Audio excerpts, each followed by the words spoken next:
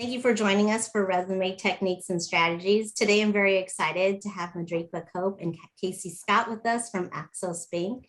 I'd like to take this opportunity to have them each introduce themselves, talk a little bit about the company, and also talk about some of the opportunities they have at the end and give you some resume tips and techniques. So let's go ahead and get started. Who'd like to go first? Perfect. I'll go ahead and get started. So to introduce myself, my name is Madriqueka, and obviously I work with AXOS Bank, and so my role is to oversee our campus recruiting efforts, as well as the variety of different entry-level rotation and development programs that we have here. So I'm oftentimes connecting with recent college grads or those still in school or anyone who's kind of continuing their education and ultimately looking to start their career. We have tons of opportunities for people early in their career. That's like a big segment of who we're constantly hiring for. So we have a lot of different programs. We have a lot of different roles and opportunities for people in that space. So a lot of what I focus on is just kind of building those connections with that population and tying that into the opportunities that we have here at AXOS, which is really ample. So that's a little bit about me. And then of course I have my colleague here. Hey, good morning, guys, or afternoon. Cassi Scott. I actually work and live in Las Vegas, but I recruit all over the country, majority in San Diego. I take care of the HR side here as well. I've been here for almost 5 years now, and they found me on LinkedIn, and I don't plan on ever leaving. It's a great place to be. So hoping to get some of you guys to join us here in the near future. Wonderful. Tell us a little bit about your company before we get started. And then if you'd like to talk about some roles that you're hiring for, and then we can move into resume techniques and what you're looking for from the talent team as far as what you want to see on resumes. Yeah, absolutely. I'll take over that part. So AXOS has been around it'll be 22 years this year. So if you haven't heard of us, most people that are familiar with us. We were known as B of I, or Bank of Internet Federal Bank. But as of October 1st of 2018, we rebranded. Basically, the reason behind that was because, I mean, we were established before iPhones existed, before technology was really big and out there. So we rebranded to really make ourselves more appealing and marketable, I guess you could say, in that digital world. So we've been AXOS for almost 4 years now. We are publicly traded on the New York Stock Exchange. You can look us up under the AX if you wanted to find out more information about us.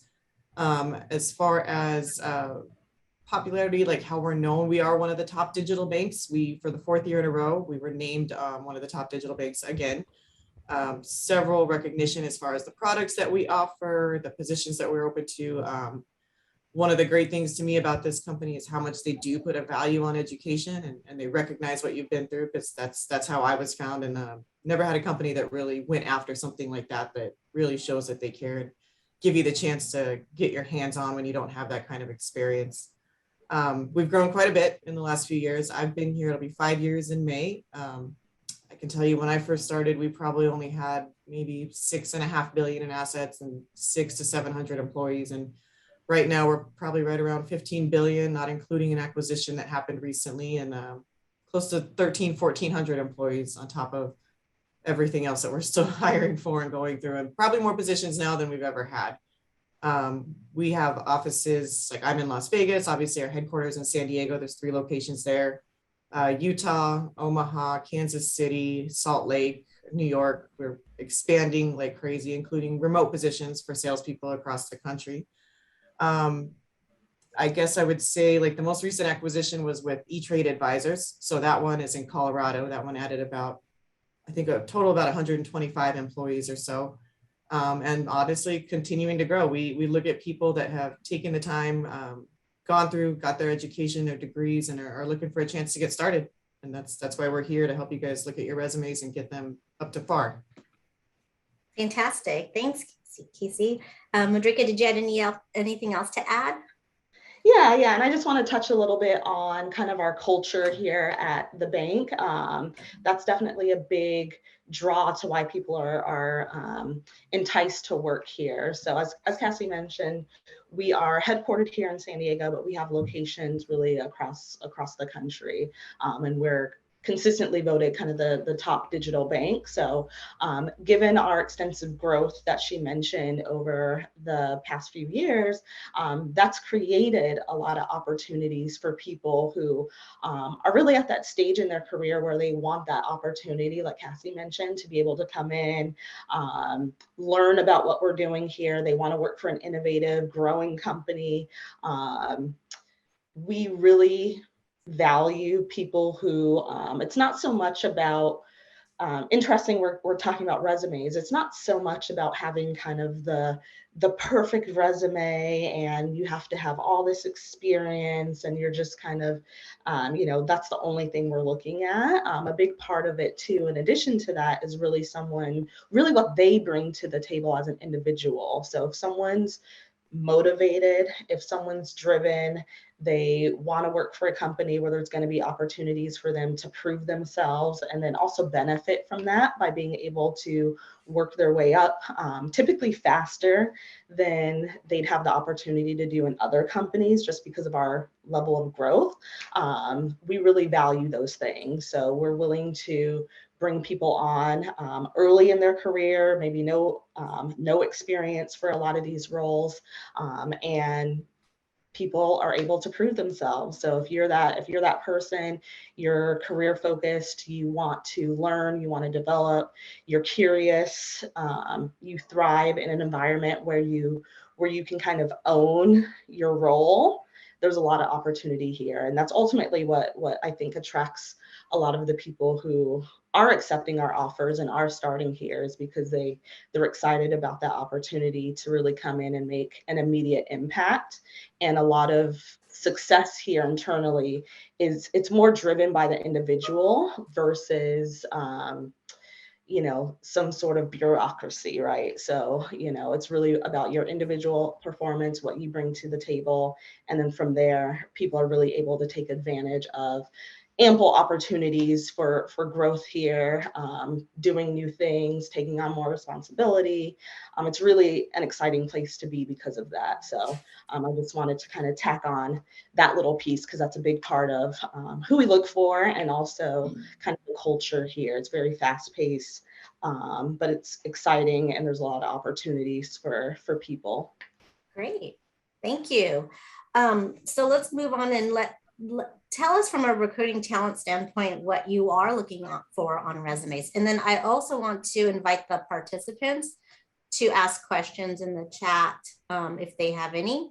But would you like to share with us, like, what is it that you're looking for as far as competencies, soft skills, interpersonal skills, technical skills, or personality, on a resume when you're reviewing them?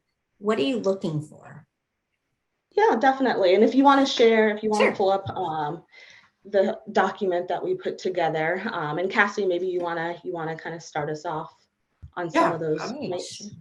Absolutely. So we put together a nice, a pretty thorough list of what we look at. And honestly, one of the things that's always resonated with me, I was a recruiter at another company prior, and they always say it takes a recruiter less than 6 seconds to review a resume initially. So you want to put that most important information, like, update right away. So the location, we want to know where you're at. And if you're applying for a position, for example, in Las Vegas, where I'm at, and you're there in San Diego, we want to see that you're open to relocate, because we don't want to take up your time if you're assuming it's going to be a remote position, or we want to make sure that if you're willing to be where that position is going to be housed at, or if you're looking to only work remotely, put a quick header that says remote only opportunities, kind of thing. When you put your degree, we want to see your degree. If you have a bachelor's degree, don't just put bachelor's degree. We want to see that you have a bachelor's degree in accounting or a bachelor's degree in finance. We have particular positions that prefer a certain type of degree that's going to benefit you and make you more successful in that role. If you have graduated, your graduation date is always helpful. It's not something that's required, but it's definitely optional. But positions, especially when you're looking to go into like Madriqueka's rotational program with the junior business analyst, we want to see when you've graduated and what your GPA was when you graduated. If you have any relevant coursework that was completed that's related to maybe what you want to get into, like if you go into that program, list that. If you, for example, if accounting was something that was relevant and that's ultimately what you want to get into, that's relevant for us to see. I have positions as well that they prefer an accounting degree over other degrees because it just makes you more successful and you already have the basic skills honed in on that you can throw right into, even if you don't have any work experience. As far as your LinkedIn profile, this one's near and dear to me because that's how I was found. So I am a big advocate. You make sure that your LinkedIn profile is 100% up to date and matches what your resume entails. So it has the correct dates on it. If you've left a position, make sure your LinkedIn is updated. Make sure it's updated with any degrees, any special courses that you might have taken, like in regards to, like, a lot of people take self-trained like Python or SQL courses. I'm really big on this because I've lived in Vegas my whole life, and when I was brought on, they just happened to find my resume and experience and all my education on LinkedIn, reached out to me, and if I hadn't responded, I wouldn't be here. So I'm a big believer in making sure that you keep that very accurate, because we also, as recruiters, we look at your resume and then we compare it to your LinkedIn to make sure that everything looks good. And then when it comes to endorsements, make sure that if you have somebody that can endorse you for a certain specific skill, have them do so, because we do look at that and value what people have to say as far as your experience has been. When you're building your resume, list it from most recent or current position to the oldest position. We want to see what your most recent work has been and what you've been involved in to see if it's relatable or something you can kind of bring over to use where we're at. If we have to scroll to the bottom, it looks a little off, and we don't necessarily care about experience from 10 years ago, but we want to see what you've done in the last couple of years. It's going to be relevant to what you're applying for. And there's a lot of other areas in LinkedIn as well that you should fill out as far as, sorry, let me jump back to that. As far as like any other skills or specific systems that you use, because when Madriqueka and I, when we're searching for information or we want to find somebody, for example, that has advanced SQL skills, we will do basically a Boolean search to find people that have listed that. And if you don't have it listed in your LinkedIn and on your resume, we're not going to find you. So being specific on those systems that you use. Madriqueka, you want to jump in and take some? Yeah, definitely. And just kind of piggybacking off of the LinkedIn thing, especially if you're looking to work in kind of any professional setting, some industries, I think, leverage LinkedIn more than others. But it is important because sometimes, it can be a red flag if there's kind of these major discrepancies between, what you have listed on your resume. And then when we go to your LinkedIn profile, things aren't quite adding up. So then it's, it can become questionable in that case. So you always want to make sure that those two are in alignment, because oftentimes companies, especially if you've been selected to move forward, or if you're open to working and you're being recruited on, that's definitely something that the recruiters and or hiring managers are definitely going to look at. They want to see what kind of public profile you might have. And so in addition to those points that Cassie covered, definitely you want to be as specific as possible when you are actually updating things on your resume, right? Or on LinkedIn as well. So you want to position yourself and structure it to where you're really explaining your accomplishments in the form of kind of a SMART goal format. So you really want to try to quantify your impact and success. And so instead of being very descriptive about what you did, you want to try to quantify that as much as possible, because those are going to be the things that really stand out to the recruiters or the hiring managers looking at your resume. So if you were involved in some project, or if you did something and there's kind of a tangible outcome, a tangible result, you always want to speak to that. So we kind of give an example. If you X over here was created and implemented, and the result was a cost savings of, Y%, right? So you want to try to always tie it back to some tangible benefit for the company. So instead of being very descriptive, you want to think of how you can really show the impact of what you're doing, whether it's, in this case, cost savings or some sort of monetary value, or if you develop something and it just was an overall improvement to the bake, so you help streamline a process, you want to really highlight those the things that you've accomplished and the impact that it's had on that company, because that's ultimately, as recruiters, hiring managers, what they're looking for is they want to see that you, especially if you have experience, they want to see what you were able to actually accomplish versus what you kind of just did on a day-to-day basis. So that's a really important one, because that's really something that, two people can have the exact same experience. Maybe they had the same position.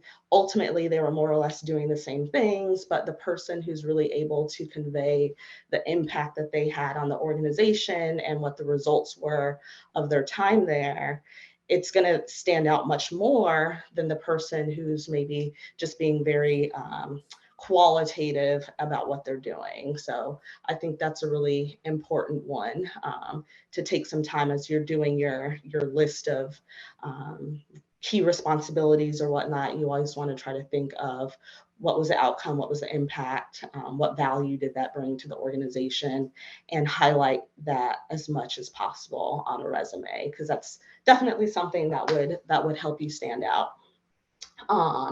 This is kind of a basic one. So obviously on your resume, you're listing out your personal information, your contact information, your phone, your email. Obviously you want to check and make sure that all of that's correct. That's kind of a complete miss if you type the wrong phone number or you get your email wrong. And in addition, you want to make sure that your voicemail is set up and professional for the line that you're listing on your application and on your resume, because that's usually how you'll be contacted, email and or they'll call. And if you're not available at the time, they'll leave a message. So you don't want to not be checking your voicemails and it's full, and then recruiters are calling you and they can't even leave a message at that point because your inbox is full, or you have kind of a more unprofessional voicemail setup. It can kind of be a question mark for the recruiter as well. So that's just something that you just want to verify, make sure all of your contact information is up to date and correct. And then of course, make sure you have your voicemail set up. You are checking your messages. That's the other part as well. So that way you're not missing an opportunity. So that's definitely important. Madriqueka, can I jump in real quick on that too? Yeah. Just one other thing to add on that I forgot to mention earlier. So make sure if your LinkedIn, the link for your LinkedIn is actually on there too, along with your phone number and your email. That's actually very beneficial for us as well. It gives us quick access to do that. And then one thing, as we've obviously are in a more modern world and so much digitally focused, not every company may do this, but we do. We actually use a texting system as well. So don't assume that it's like a spam or a solicitation. Like I know when I send these out, I try to make sure I identify myself where I'm messaging you from. But don't be surprised if you're going to be getting text messages as well, and you can respond to those directly to get in touch with your recruiter. Perfect.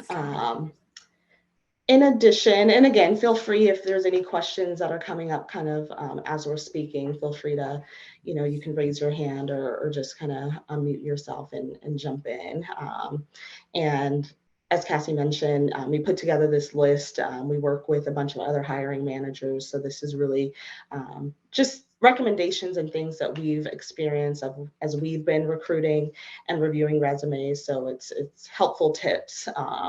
So in addition, if you've done any kind of temporary work, or maybe you were in a contract position before, you want to make note of that on your resume. So if you're listing out the dates there, you can kind of state that it was a temporary role or this was a contract position.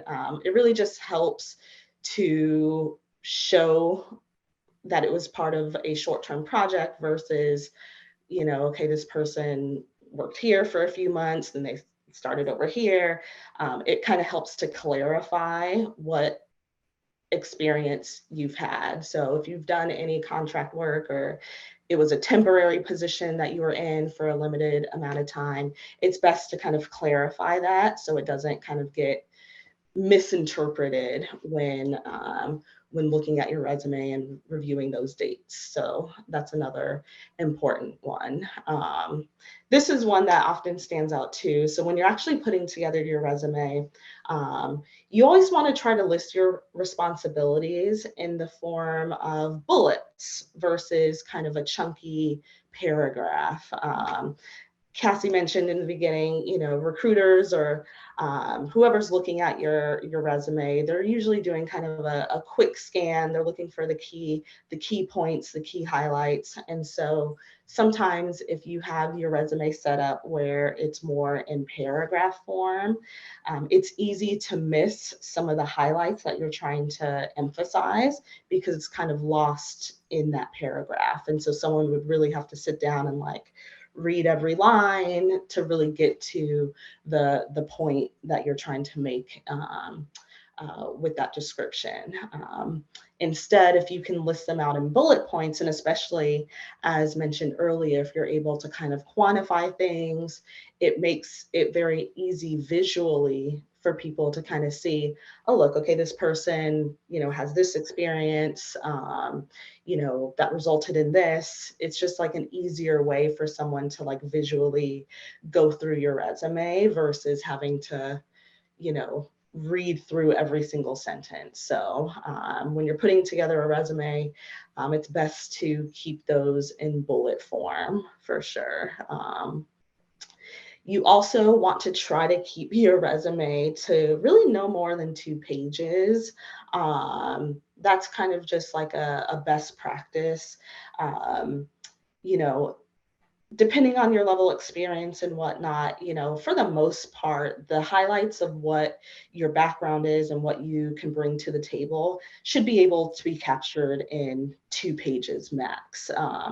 If you have a very lengthy resume that goes on pages and pages, it's just realistically going to be hard for any recruiter, any hiring manager to really look through all of that information. So you want to be as concise as possible. So obviously you want to highlight your experience, anything that's relevant for the role, but you don't want to get to the point where you're kind of dragging on and on. So you can definitely, even if you have extensive experience, you can definitely highlight that in 2 pages in a way where it's sufficient for someone to see that you have the experience that you have and the qualifications that you have. So it's always best to keep it to 2 pages max. There's a question in the box. The question is, if we were in leadership positions for student orgs, but have a hefty work experience load, should we include our leadership positions or focus on work experience? Yeah, good question.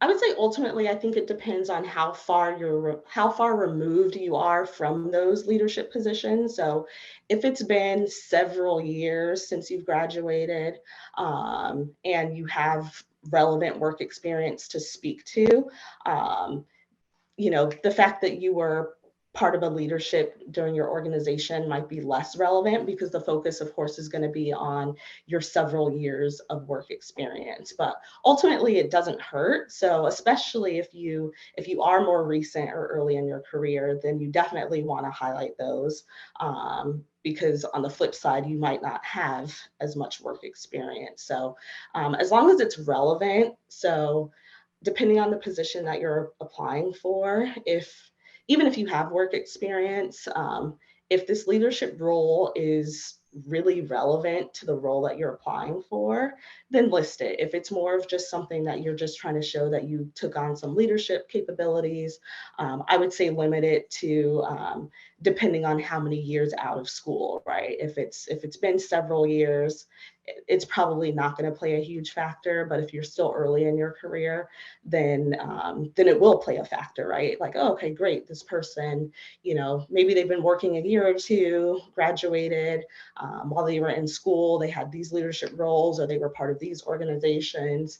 It really helps to tell the story versus, okay, this person's 5, 6, 7 years out of school, has relevant experience. The college leadership stuff isn't going to play as much of a factor. And then Cassie, I don't know if you want to share anything on your thoughts on that. No, I agree exactly the same. I mean, we've hired people that have never worked before, but, we look at what they did when it came to those leadership roles while they were in school. So it definitely plays a part, the less like actual work experience that you have. But agreed. I mean, if you've been in the work industry, I would say at least 3 years, we're not necessarily going to really be concerned with what you did while you were in school as far as those are concerned. We're going to want to see what you did and how you grew over your first 3 years of work. So agree completely. Yeah, don't include it if it's not going to be within the last year or two. If you're beyond that, it's really not going to be relevant. But otherwise, yeah, absolutely. We do want to see it, especially if you have zero work history. It's going to play a big part in showing us what you did while, to prepare yourself for, a career. Thank you. Let's see where we're at. Oh yeah, so again, depending on where you are in your career, try to include experience really within the last 10 years. So if there's anyone who has more extensive work experience, it's not really that necessary to go beyond a 10-year time frame. And a lot of that has to do with, in terms of trying to assess kind of the relevancy of what you were doing back then versus how things are done today, especially in certain industries, business, technology, finance.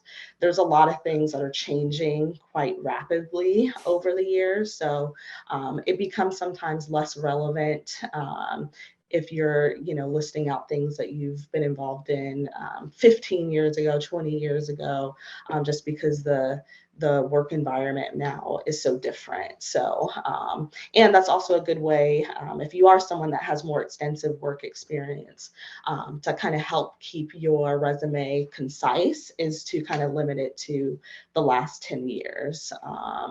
I think there can be exceptions. So depending on if you're trying to make a transition back into something and your kind of only relevant experience was from that long ago, I think in that case, it could make sense to kind of go that far back. But generally speaking, if you're applying for things and the last 10 years more or less is a good summary of like your experience and knowledge and what you bring to the table, I would really cap it at that. There's not a whole lot of reason to kind of go back further.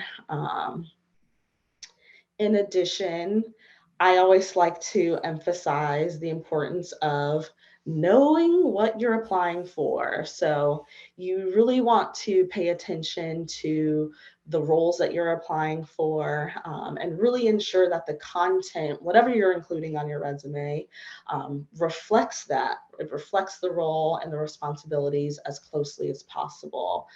So this can kind of get into, if you're applying for, which most people do, they apply for multiple positions. They have their industry, generally what they're looking for, and then they might kind of just submit a bunch of applications. It is in your best interest to really thoroughly read through a job description that you're applying for, so that way you can best align your resume for that position. Because whether it's a recruiter or whether the company is using kind of one of those systems that just kind of scans through people's resume, everyone's looking for kind of the like relevancy, right? Here's the role that we're looking for. How close is this candidate that's applying to what we're looking for? And so if you're not really reading the job description, or you're kind of, just kind of blanket applying for positions, you're really missing out on an opportunity to be specific and to really target that role and tailor your resume to really stand out. Cassie, is there anything you want to share on that point? Yeah, on the last two bullets, actually, as far as one thing to add, as far as the last 10 years kind of experience, one thing I see a lot of people do that is helpful if they have more experience is they'll include a section that says like other work experience, not necessarily put the dates, but like the positions or the company you worked for. That gives us an added glance, and that way you're also not aging yourself in your resume. As far as looking at resumes and what you're applying for, we do get those people that when I pull up somebody, we can see on our side that they've applied for 20 different jobs. So you can tell they're just kind of, I would call it click happy. You know, they see a title, it says analyst in the role, and they're like, oh, I can do that. And they just keep clicking. Make sure you're actually reviewing it. Because when we see people that, as a recruiter, that are applying for jobs that are all over the place, we're going to question, and it kind of puts a red flag. Like, what do you want to do? Are you looking for a specific career, or are you just trying to get a job to hold you over? And we want people that see us for the long term and see this as a place that has growth and career. You know, if you're applying for 10 positions, but they're all related in a similar industry, that's great. You know, you're putting yourself out there, getting an opportunity. But if you're applying for a junior business analyst and a senior vice president of sales, then we're going to question what you're looking for and the relevance of what you want to do. So just make sure you're really thoroughly reading it and that you have like the basic qualifications and it's something that's going to interest you that you want to get into. Great. And that kind of leads into that next point. Or is there a question? Another question? Any questions?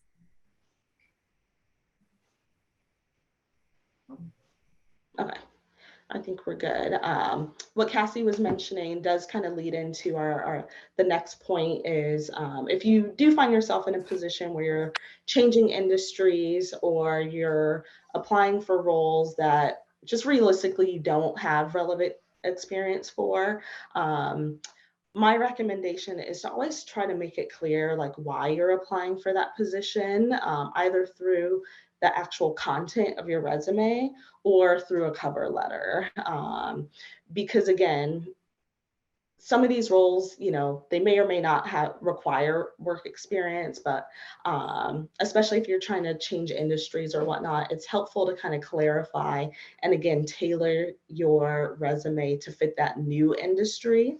So that's where a lot of transferable skills kicks in. So maybe you don't have exact experience doing these things, but if you did have any experience, you want to try to highlight how your previous role and what you were doing is still a fit or still potentially relevant for this new role. So some of that is based on how you're structuring kind of your responsibilities and what you did and making sure that it's still tying into the position that you're applying for as much as you can. And then of course, if you're just completely making a transition, I've seen it to where candidates they'll have a little summary up front and they'll just kind of state how they are, you know, what they're looking for. They're looking to transition into this new industry and, you know, they're bringing these skill sets that they think will be a great fit for this, you know, new area that they're looking for. So even just stating something like that up front brings some clarity into, oh, okay, that makes sense why this person applied. They're specifically looking to transition into this field, or including a cover letter that further explains why you're looking to make that transition. Because as kind of Cassie mentioned, you know, if you're just submitting applications and it's kind of unclear why you know, what drew you to this role, there's nothing on your resume that someone can even remotely tie into the position, then of course it becomes a challenge for any recruiter or hiring manager to actually move forward, just because there's too many questions around, okay, does this person actually know what they're getting into or not? So that's an important one, is to always try to make your resume fit as much as possible for what you're looking to do. And then I have a second question here. Do you hire applicants who are only taking a few gap years from grad school? Can you repeat the question? Oh, sure. Do you hire applicants who are only taking a few gap years from grad school? Do we only take candidates who are taking a gap year? Yeah, like I would say Yeah, so in this case, so I'm assuming you've graduated with your bachelor's and you're taking some time off before you go to grad school. Absolutely. Like and honestly, we have positions, most of the positions in our company, we prefer at least a bachelor's degree. I can tell you, I took 3 years off from when I did my bachelor's to my first master's. And, we look at that as, we appreciate the, I guess your eagerness for your education and things like that. So absolutely, if you're taking some time off and you want to gain some work experience in between, yeah, we've definitely done that, and we'll happily consider you for positions that you're qualified for. Okay, yeah, that makes sense. Yeah, so luckily we have opportunities for people kind of at all stages. Ultimately, people who kind of go the traditional route, complete their degree, ready to start working. People who go straight to college, like a master's program or advanced education after, or as Cassie mentioned, if you take a few years off from school and then are deciding to work or whatnot, and then return later. I mean, we have opportunities for people kind of in all of those different stages. So yeah, sure. And we even have opportunities to throw in there if you're currently in process and maybe you're a junior or a senior pursuing your bachelor's degree. If you have the ability, like when I was in school, I did a lot online. So I've worked full time from when I started my undergrad to when I finished my PhD. And I would say as long as you can work full time, we can even consider if you're not quite done. I do have positions that we look at that for, and they'll kind of have a little flexibility around your schedule as long as you can do 40 hours. This wasn't on your sheet, but I had a question. Number one was location and willingness to relocate. Do you have positions that are remote, and do you want candidates to indicate they want to work remote or not, or hybrid? Have you seen that, or you prefer not to? I guess my question is, do they need to indicate that, or they should know that by the job description? It's preferable if they put it on their resume, and we will also include questions in some of our positions that flat out ask, are you willing to work full-time in our San Diego office or in our Las Vegas office? So then we can see right off the bat and we'll ask them to, like, are you only looking for remote positions? It's a lot quicker if they just clarify it on their resume, like just remote only. If honestly, I wouldn't necessarily say they need to put it if they're like open to working in the office. If it says remote only, I'm going to know you're remote only. If it doesn't say that, then I'm going to assume you're okay coming to the office, is how I typically look at it. Okay. And as far as remote positions, I do have some positions on my side, basically for bankers and customer service roles, that for the first few months you do work in the office. And then after that, as long as you're achieving goals and metrics, you will have the option to transition to work from home. Great. Thank you. These are great tips. I mean, the world keeps changing with employment. That, I'm glad you put number one as location, because, you could work anywhere. I think that's fantastic. And yeah, things are expanding. Yeah, it's like the world is different now that and I think that's one thing people should research. Like if they're applying for a company, what are their locations? That's definitely a good thing to do. Yeah, and I think candidates are more mobile these days than they have been historically. So I think it's more common for people to be applying to locations outside of their kind of immediate area. So that's why, it is helpful to kind of clarify, yes, I'm willing to relocate, or I have plans to relocate, or you're like remote only, like we just talked about. So that way it's very clear to someone looking at the resume what you're actually looking for. Because again, a lot of this is about trying to optimize everyone's time, right? So the more clarity you bring on your resume, the more clarity the recruiters can have in assessing whether or not you're a fit for the position. This question comes up a bit. I know this is on resumes, but from a recruiting standpoint, your perception, do you feel that a cover letter must be included when applying and is that a feature to upload cover letter and resume? Like, what are your thoughts? Do they need both, or is resume okay? Is it sufficient? Yeah. So I'll speak for kind of the majority of positions that I'm seeing, which are kind of in that entry level space. For those roles, I think ultimately a resume is completely sufficient. It doesn't necessarily hurt someone if they don't include a cover letter.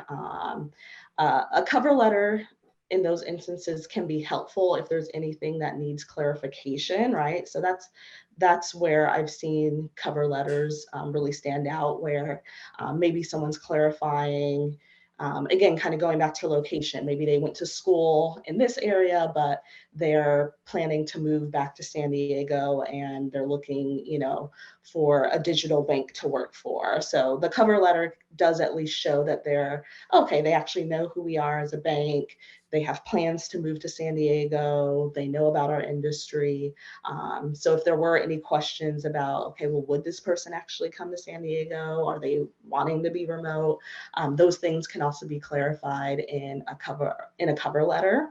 Mhm. And then the same thing, what I mentioned earlier, if you're trying to make a transition into an area that you don't really have experience for, so you're trying to pivot into something, the cover letter is a great way to really explain that. So then it, again, brings clarity into why you are applying for this role. So I'd say it's not required for a lot of our entry-level positions that we have, but can be helpful to clarify anything that isn't going to be clearly stated on the resume. And like I said, there is some value in seeing that someone has actually researched the company. So if you're going to be using a very generic cover letter, that really doesn't add much value anyways.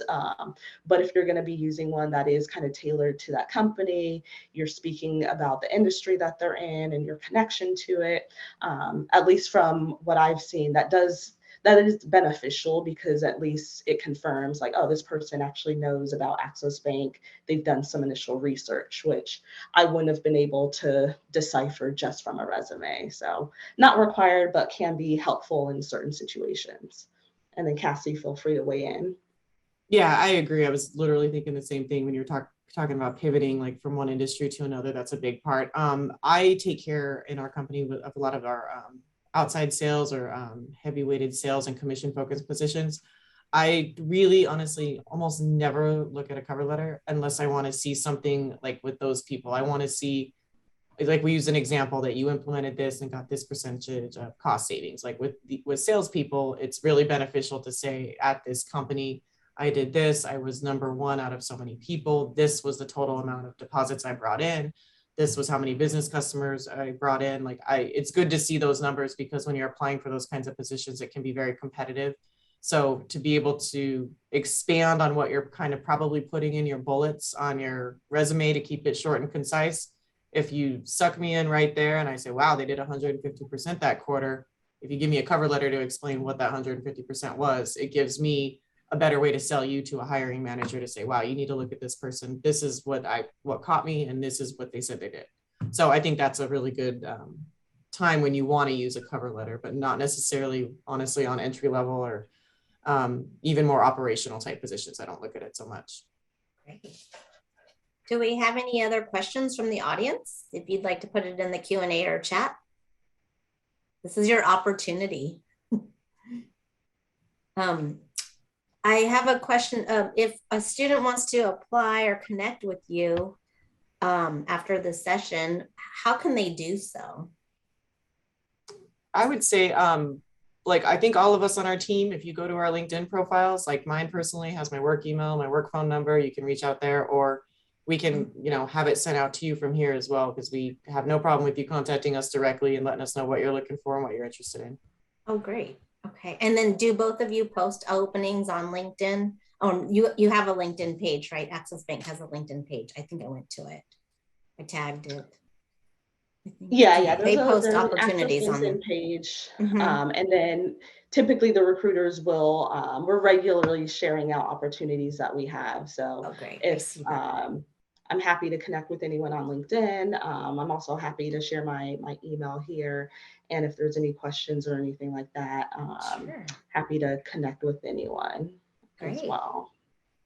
So any questions, any final questions? I really want to thank you both. These tips, tricks, and recommendations are very helpful.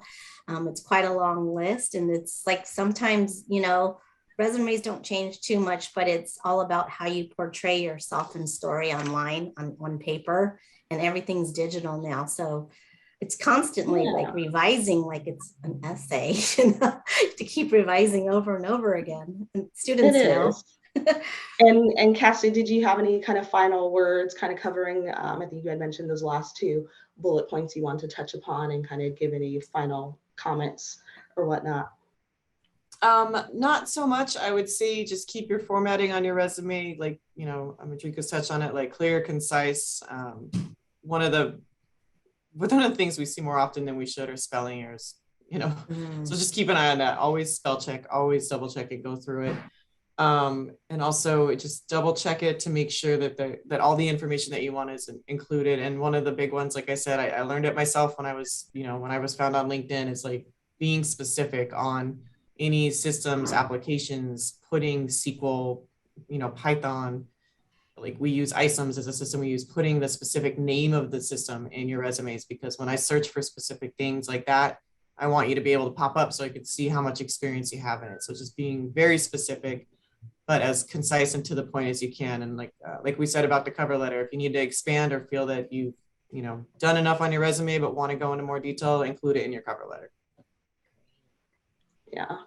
And my final comments would just be, depending on your industry, I mean, there's so many resume templates out there that you can find. So if you don't have a resume, you're trying to actually put one together for the first time, there's no need to like reinvent the wheel. There's so many professional templates out there that you can kind of base it on depending on your industry. So use that as a framework for building yours.